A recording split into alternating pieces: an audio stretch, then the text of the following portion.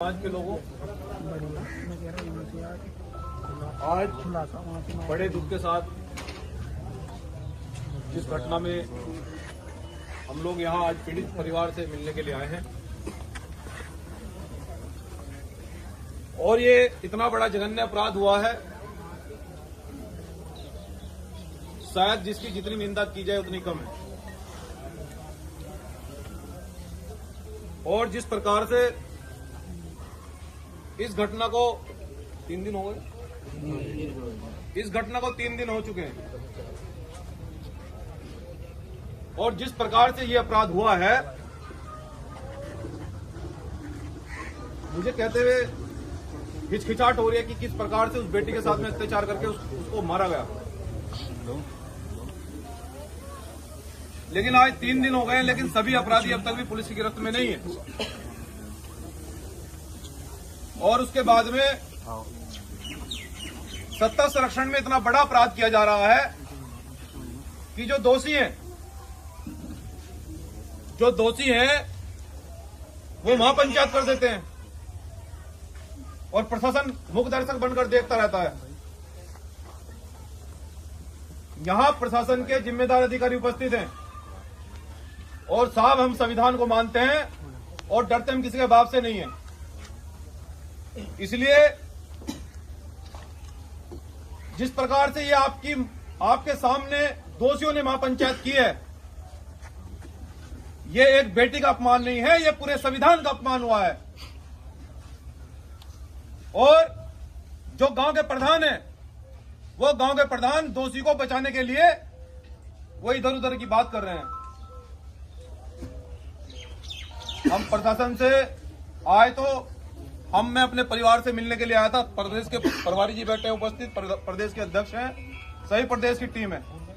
ये जितने भी समाज के लोग आए हैं तो इन्हें पता लगा है कि आज हमारा भाई मिलने के लिए आ रहा है। लेकिन मैं प्रशासन के लोगों आपसे मैं अवगत कराना चाहता हूं, हम लोग एक देश में संवैधानिक आंदोलन चला रहे हैं और जिस प्रकार से ये घटना हुई है और जिस प्रकार से दोषियों को बचाने का प्रयास किया जा रहा है, प्रशासन के लोगों को यह पता रहना चाहिए कि सरकार बदलती रहती है।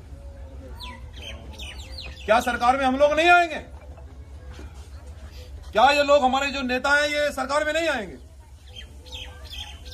तो जिसकी सरकार बनेगी उसकी लाठी हो जाएगी, तो फिर न्याय कैसे होगा?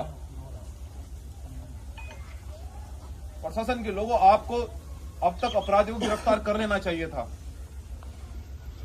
और अगर सत्ता का इतना बड़ा दबाव है तो मुझे ऐसा लगता है तो फिर आपको शायद कलम की ताकत नहीं पता है। और एक बेटी के साथ अपराध हुआ है, वो हमारी बहन नहीं, वो आपकी भी बेटी है। और जिस प्रकार से अपराधी बच रहे हैं, महापंचायत कर रहे हैं, हम ये कहना चाहते हैं कि हम लोग संविधान को भी मानते हैं, लेकिन अगर हमें फिर यहां आंदोलन करना पड़ा तो साहब इसकी जिम्मेदारी आपकी होगी, हम आपको अवगत करा रहे हैं। लेकिन अगर वो सत्ताधारी लोग ये सोच रहे हैं, जिस तरह अभी कुछ दिन पहले बेलडा प्रकरण हुआ, हमारे व्यक्ति को मार दिया गया, हमारे लोगों पर लाठीचार्ज कर दी गई, हमारे लोगों को 50 लोगों को जेल भेज देगा, ये कैसा न्याय है भाई? प्रशासन के लोगों मैं आपको बताना चाहता हूं कि नेता ने तो कमजोर है और न ही वो उसको लोग गुमराह कर सकते हैं। अगर प्रशासन के लोग गिरफ्तारी नहीं करेंगे तो साजिश में आपका भी हाथ है। हाई कोर्ट में लीगल सेल बनाकर हमने तैयार कर दिया, 50 एडवोकेट। आपके पास 48 घंटे हैं साहब। 48 घंटे में सारे मुलजिम अगर गिरफ्तार नहीं हुए तो हम प्रशासन के लोगों के खिलाफ भी SC/ST मुकदमा दर्ज हाई कोर्ट में करवाएंगे। हम आपको बता रहे हैं अभी। और लाठी वाठी मारकर कोई गुमराह करके अगर सरकार, मुख्यमंत्री जी फोन करे कि लाठी मार के दंगा करा दो और उल्टे इनको जेल भेज दो, वो काम चलने वाला नहीं है। मैं तो अपने लोगों को कह के आया हूं कि भाई पुलिस लाठी चलाएगी तो बैठे रहना, आराम से पीटते रहना, लाठी खाते रहना भाई। क्योंकि जब देश को पता लगेगा कि एक बेटी का रेप कर देगा, उसके परिवार को ही मारा जा रहा है, तो देश जवाब मांगेगा। तो इसलिए आने वाली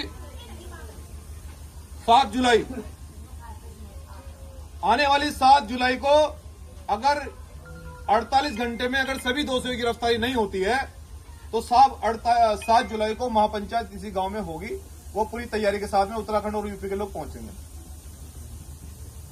और हमने आपके कहने से जब बेलडा प्रकरण हुआ, क्योंकि हम हंगामा खड़ा करना हमारा मकसद नहीं है, हम हंगामा नहीं चाहते हैं, हम तो संविधान को मानते हैं और संविधान में सबको अपनी बात कहने की इजाजत है।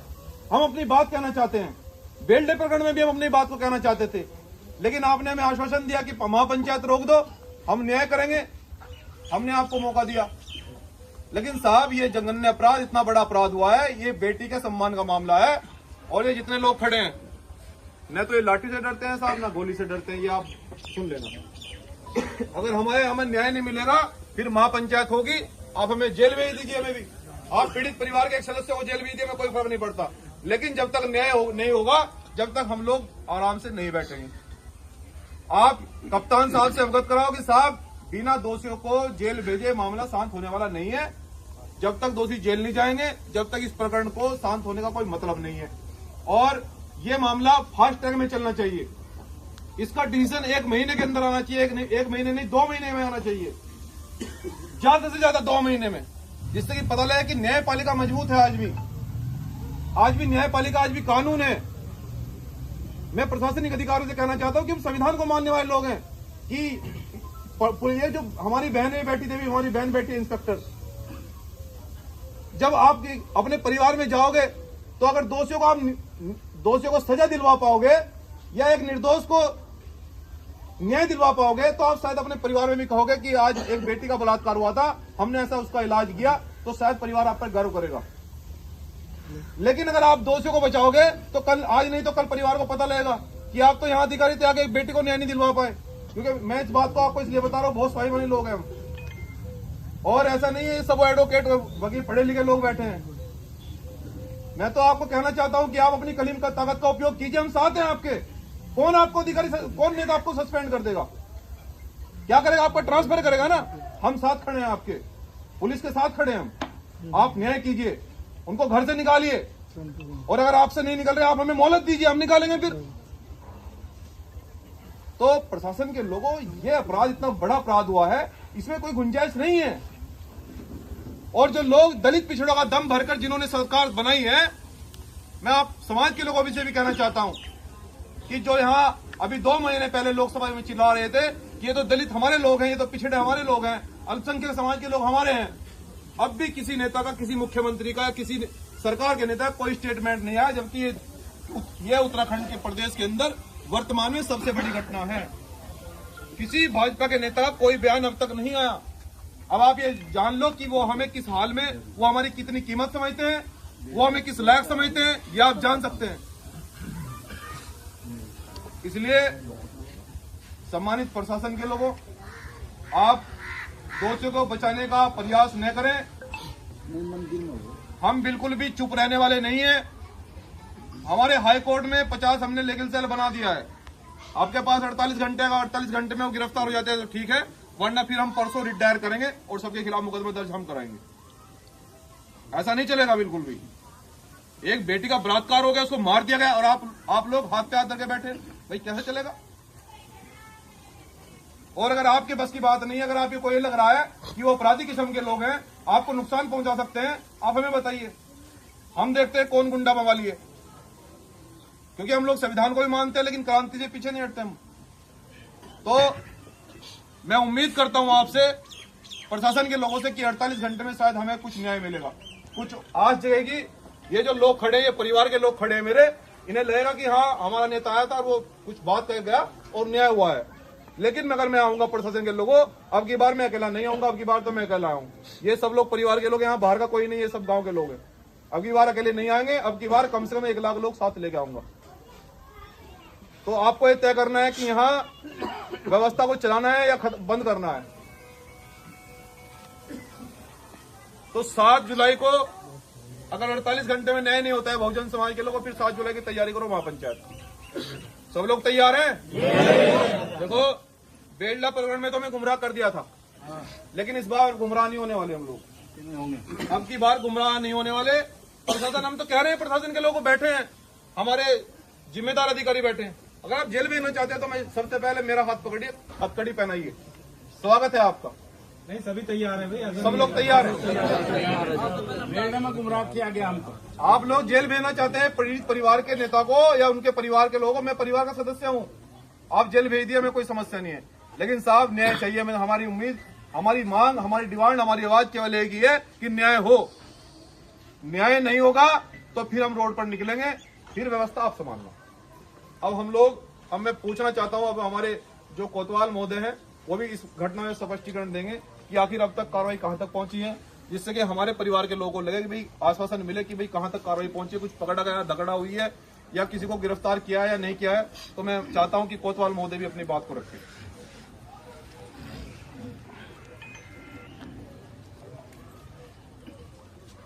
धन्यवाद नोटियाल जी।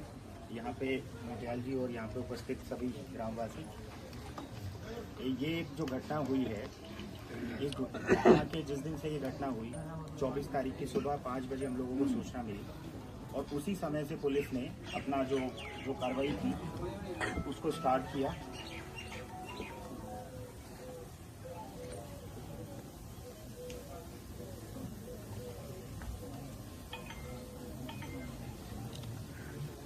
पहले तो मैं एक चीज़ ये बता दूं कि जैसा हमारे काबिल भाई ने कहा, एक तो सबसे बड़ी बात यह है कि ना तो किसी तरह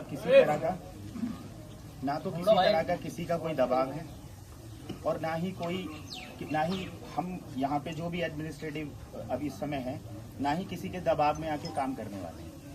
ये यहाँ पे लगभग जो जितने भी लोग हैं इस बात को अच्छे से भली भांति जानते होंगे। मैं भी एक ही बात में विश्वास रखता हूँ कि अगर हम जिस सीट पे बैठे हैं और वहाँ पे अगर पीड़ित को न्याय नहीं दिला पाए तो हमारा बैठना बेकार है। इसी चीज़ का एक उदाहरण मैं देता हूँ। सबसे पहले जब इसकी डेड बॉडी मिली, किसी को नहीं पता था कि ये लड़की कौन है, क्या है, किसकी है, किसकी बेटी है, किसकी बहन है, किस बिरादरी से, क्या, किसी को नहीं पता। एक अज्ञात में हमें सूचना मिलती है, बॉडी मिलती है। हमने उसमें भी जो हमारा एक प्रोसीजर होता है, जो उसकी आइडेंटिफिकेशन के लिए होता है, वो सारा किया। शाम को हमें लगभग 6:30 बजे उसकी आइडेंटिटी का पता चलता है। उसके बाद से हम खुद जो पीड़ित पक्ष है वो वहाँ पे जाते हैं। उसके बाद खुद उनसे अप्रोच करके बुलाते हैं थाने में। आप लोग सब आते हैं, जो यहाँ पे कुछ लोग मौजूद हैं, उन्हें बिल्कुल छूट दी जाती है कि जो आप लिख के देना चाहते हैं, जो आप समझते हैं, जो भी आपको लगता है कि उस बच्ची के साथ हुआ, आप लिख के दीजिए, हम उसी में विधिक कार्रवाई करेंगे। और ये सभी लोग यहाँ पे बैठे हैं, अगर इसमें मैं कुछ भी गलत बोलूँ तो सही बोले।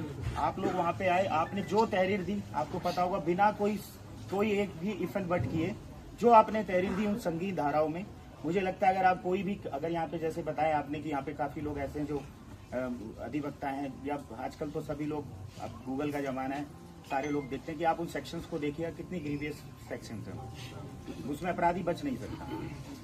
मुकदमा दर्ज किया, उसके बाद से अब तक मैं ये कहने वाली बात नहीं है, यहाँ के लोग भी जानते होंगे कि कंटिन्यू हमारे कम से कम इसमें 25 से 30 लोग जो हमारी टीम थी, कप्तान साहब के हमारे बिल्कुल डायरेक्शन थे कि आप फ्री हैंड काम करिए, चाहे कोई कितना बड़ा राजनीतिक हो, चाहे कोई कितना भी बड़ा कोई भी रसूखदार हो, अगर वो अपराध में शामिल है तो उसकी जगह एक ही है, वो जेल जाए। उसी को हमने फॉलो करते हुए अभी मैसेज हुआ होगा, ये जो मीडिया के लोग खड़े इनको भी पता है कि अभी 3 बजे इस पूरे घटनाक्रम का खुलासा हमारे एसएसपी साहब मायापुर में एसपी सिटी ऑफिस में करने वाले हैं। तो विस्तृत से तो वो वहाँ पे बताएंगे, मैं शॉर्ट में बता देता हूँ। अभी जो इन्होंने यहाँ पे हमें जो रिपोर्ट दी थी वो 2 लोगों के खिलाफ दी थी, और आपको बता दूं, आपको जानकर आश्चर्य होगा, इस घटना में अभी तक हम, जबकि 2 लोगों का नाम दर्ज कराया था, अभी तक हमने 6 लोगों को ऑलरेडी अरेस्ट कर चुके हैं, और अभी इसमें हमने जो है 3 लोग और इसमें किए हैं। अब टोटल अभी तक 9 लोग इस घटनाक्रम में पूरे लाइट में आए, जिसमें भी 3 लोगों की गिरफ्तारी के पूरे भरसक प्रयास किए जाए। और आप देखिएगा कि उनको इन सेक्शंस में अरेस्ट किया है और ऐसी एविडेंस कलेक्ट की है कि ये हम भी चाहते हैं कि एक देश में ये केस जो है एक नजीर बने, और हमें खुशी होगी कि उस नजीर को बनाने में हम सबने एक उसमें पार्टिसिपेट किया। और रही बात, देखो मेरा आपसे ये, वैसे तो सबको अपनी अपनी बात कहने का स्वतंत्रता का अधिकार है, लेकिन मेरा ये मानना है कि उस दिन मैंने इनसे भी ये अनुरोध किया था कि देखो जो डेड बॉडी वाली बात आई थी, मैंने कहा अगर आप ऐसा कुछ करोगे तो हमारा क्या होगा, हमारी एनर्जी डाइवर्ट होगी और उसका फायदा कहीं ना कहीं अपराधी उठाएंगे। जिस काम में हमें इमीडिएट लगना है, हम आपके उसमें लग जाएंगे कि भाई ये ना करो, वो ना करो, क्योंकि पुलिस के लिए सबसे बड़ा जो होता है, सबसे बड़ा इशू होता है, मैं यहाँ का स्टेशन अफसर हूँ, सबसे बड़ा उस नाते से होता है, मेरा सबसे पहला जो वो होता है कि किसी भी तरह की कानून व्यवस्था की स्थिति उत्पन्न हो। क्योंकि आप देख चुके, जैसा आपने बोला अभी कुछ समय पहले यहाँ रुड़की में हुआ था, तो उसमें केवल पुलिस सफर नहीं करती, उसमें पुलिस को देखो हमारी ड्यूटी है 24 घंटे 48 घंटे खड़े होंगे सब चीजें, पर उसमें ठीक है आप लोग भी जनप्रतिनिधि आप भी होंगे, कुछ लोग यहाँ पे ऐसे होंगे जो हैंड टू माउथ हैं, जो डेली कमाते हैं, डेली अपने परिवार को खाना खिलाते हैं। तो मैं उस रूट लेवल तक सोचता हूँ कि अगर हमारे यहाँ ऐसा कुछ होता है 4-6 दिन माना कोई ऐसी स्थिति आती है, तो उस गरीब आदमी का क्या होगा जो रोज कमाता है, रोज अपने बच्चों के लिए खाना लाता है। तो ऐसी स्थिति ना हो, उस चीज का जिम्मेदारी हमारी भी है, आप सबकी भी है। तो उस चीजों को ना हो, मैंने इनसे रिक्वेस्ट की और मुझे बड़ी खुशी है कि सभी लोगों ने मेरी इस बात का सम्मान किया, मुझ पर विश्वास दिखाया और हमने 48 से 72 घंटे का टाइम के लिए इनको बोला था और आज अभी 48 घंटे ही हैं और उससे पहले जो है मुख्य अपराधी से लेकर सब सलाखों के पीछे। अभी जब आप उस पूरे घटनाक्रम को सुनेंगे तो आपको हमारी मेहनत का अंदाजा होगा कि हमने किस लेवल पे मेहनत की और किसी भी लेवल पे उसमें अगर आप उसको खुद भी उसको आप मॉनिटर करिएगा। जैसा बताया, मैं तो चाहता हूं कि आप कह रहे हैं कि आपने 50 लोग वहां पे इकट्ठा किए, मैं तो चाहता हूं कि आप उन 50 लोगों को, ठीक है अगर हम दोषी हैं वो करिए, जो भी प्रशासन के जिम्मेदार है, पर जो लोग इसमें कल्प्रिट्स हैं उनको भी सजा दिलाने में आप लोग खड़े होइए, आप लोग भी एक नजीर पेश करिए। तो हमें भी अच्छा लगेगा कि भाई आप जब इस तरह की चीजें करेंगे तो हम ये हमारे देखो, पुलिस के लिए, प्रोसिक्यूशन के लिए सबसे बड़ी ताकत होती है शिकायतकर्ता। अगर वो अपनी जगह स्टैंड कर रहा है तो हमारी वो पावर है। नहीं तो बड़ा बड़ा केस है, आपने देखा होगा, लोग हॉस्टाइल हो जाते हैं, इतनी मेहनत की होती है, सारा केस खत्म हो जाता है। ऐसे बहुत सारे केसेस हैं। तो मैं खुद चाहता हूं कि इसमें ये ऐसी तरह का ये केस ना हो और उनको जो अपराधी हैं उनको बड़ी से बड़ी सजा मिले। और एक बात मैं बता दूं, ना तो उत्तराखंड पुलिस होता है, बहुत सारे ऐसे उदाहरण होते हैं जहां अच्छा बुरा सबके साथ होता है। यहाँ पे सब लोग हैं, कभी ऐसा होता है, परिस्थितियां ऐसी होती कि हम अच्छा करना चाहते बुरा हो जाता है, या हम कुछ ऐसे सर्कमस्टेंसेस होते हैं कि कुछ करने को चाहते हो कुछ जाता है, उस बातों को छोड़ दें, वो एक एक्सेप्शन है। पर यहाँ पे ऐसे बहुत सारे उदाहरण हैं जिसमें उत्तराखंड पुलिस ने पूरे देश में एक एग्जाम्पल सेट किया है और इस वाले केस में भी हम एक एग्जाम्पल सेट करेंगे जिसका हमारे सारे उच्चाधिकारी से बहुत ही बहुत उसको बिल्कुल रूट लेवल पे इसको मॉनिटर कर रहे हैं। अभी इसलिए मैं ज्यादा चीजें ना बताते हूँ, अभी 3 बजे हमारे एसएसपी सर इसकी पूरी ब्रीफिंग करने वाले हैं, पूरा केस का खुलासा करने वाले हैं और जब उस खुलासे को आप भी सुनेंगे तो हमें खुद बड़ा दर्द होगा कि इस बच्ची ने कितना भुगता होगा। इसलिए उस दर्द को महसूस किया, क्योंकि आपने तो शायद, इसको बुरा मत मानिएगा, आपने तो शायद उसका चेहरा भी नहीं देखा होगा मरने के बाद। हमने तो उसको जब वो खून में लथपथ थी उस स्थिति से, उसके चीर फाड़ से लेके उसके अंतिम संस्कार तक के गवाह हम लोग हैं। तो उसके उस दर्द को, उसके परिवार के दर्द को भली भांति हम समझते हैं। हमारे भी माँ बाप भाई बहन सब हैं, हम भी एक परिवार से आए हुए हैं और एक परिवार का क्या दर्द होता है। जरूर एक यूनिफॉर्म पहनी है, अगर हम यूनिफॉर्म पहने नहीं होते उधर बैठे होते, आप में से जिसने यूनिफॉर्म पहनी होती आप इधर खड़े होते। फर्क सिर्फ इतना ही है, संवेदनाएं भावनाएं सब कुछ हमारी भी वही है, लेकिन हर आदमी कानून के दायरे में बंधा होता है। तो मेरा बस आप सबसे यही गुजारिश है कि जैसे अब तक विश्वास दिखाया, आगे विश्वास दिखाइए। इसमें जो और लोग हैं, और मैं ये कह रहा हूँ अभी तो 9 लोग हैं, अगर इसमें 900 लोग भी होंगे तो 900 लोग भी जेल जाएंगे, ये मेरा कमिटमेंट है। नहीं होंगे तो उसके लिए मैं रिस्पॉन्सिबल हूँ। आप सबसे पहले यहाँ का थाना प्रभारी होने के नाते उस सबकी जिम्मेदारी मैं लेता हूँ। अब शायद इससे बड़ा तो कुछ कहने की जरूरत है नहीं, और अभी सर हमारे खुलासा करेंगे तो आप सब उसको जरूर देखेंगे।